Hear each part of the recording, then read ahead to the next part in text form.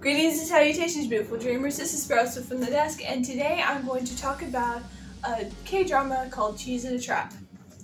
Cheese in a Trap is a K-drama that was a TV show and is also a movie. I haven't seen the movie, but I did watch the TV show recently. If you're looking for a good rom-com kind of thing, then Cheese in a Trap is for you. It's not high school, it's not middle school, it's actually college, and yeah, it has a really good plot, but let me explain the characters to you. First, there's a girl. Her name is Seoul. I can only remember her name because Seoul is a capital Korean. That's the only way I can remember her name.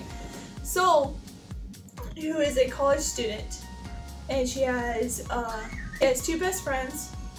A guy that is basically the other girl, Boo-ra's slave. Boo-ra is Seoul's best friend, and Boo-ra has this guy who, she's like, this is my servant. And since he's my servant, he can be your servant. Actually, he just hangs around Boo-ra because he likes her. And then there's this guy, okay? I can never remember his name, but I call him Egotistical. Not because he annoys Seoul to no end. She's telling herself, don't be tricked by him, don't be tricked by him, but she falls, she likes him. And then he likes her. At first they hate each other, but then, because in Korean dramas, it's not love at first sight, it's love at first fight. Just so y'all know. Just because y'all need to know that. That's an amazing concept where there's love when they fight, but then they love each other. It's weird. But it's fun. Okay, so there's that. And yeah, like I said, he falls in love with Seoul. And then there's two other characters. One I can't remember his name, but he has wild curly hair and he's more the tough character. He played the piano at one time, but stuff happened and he hates the egotistical guy but likes Seoul. And then he has a sister who's just crazy. She's off the chain, nuts. She's just you wonder what's wrong with her halfway through throughout the entire show, and then at the end of the show she makes a very big mistake, which you hate her for, but they get through it. I'm not going to tell you any more than that because of the fact that I want you to watch it yourself and make your own decisions. The thing I like about it is they make it to where the love story isn't common. The common love story isn't they do break up and get back together. They do break up and get back together, but they're also working things out the way you do in real life, okay?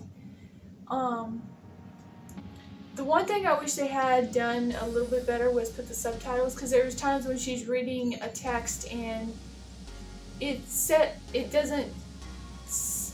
subtitles don't tell you what the text said, so you're guessing. When I first watched this at the very end of the show, she's checking her emails. She's been emailing this guy, and he hasn't gotten back to her for months. And she's checking the emails, and she's on the computer that says unread, unread, unread, and suddenly it starts to turn from unread to read, and it goes all the way down until she gets an email back from it that says one word. When I first watched it, I didn't know what that one word was because she jumps up and runs to the airport. And I'm like, what was that one word that he said that made her think, oh, he wants to see me again, and runs to the airport? What was that one word? And I never found that out until later. I watched it again just to see if they had gotten a little bit better. And yeah, I realized what he was saying at that time. And I was like, okay, well that makes sense now. So, that's just the one thing I wish I could do a little bit better. And I watched it, and it's a really good rom-com, and I think you should watch it as well because it's fun. It's a fun rom-com, and I was a little bit tired of just the backstabbing that I was seeing in some of the other K-dramas, because I can watch K-dramas that have backstabbing in them pretty well, but sometimes it just gets a little bit too much, and I'm like, okay, you know what, I'm going to stop watching this and watch something else for a while, because the one I was watching was set in old Emperor times, and I watched a couple of episodes and it just never seemed to be working out for where the character was actually winning. I was like, you know what, okay, I'm going to stop watching this and watch something fun. So I chose Cheese in a Trap, and like I said, it's one of my favorites. If you get a chance to watch it, then you definitely should. As a matter of fact, if you get a chance to watch any K-drama, You should. Just start out with the right one. Cheese in a Trap is a good rom-com. You should watch it. It's a romance comedy. It has its parts, and it has good, it has bad characters, it has amazing plot, story, and so that's basically it. This is Miss Rose Swift from the desk. Beautiful dreams.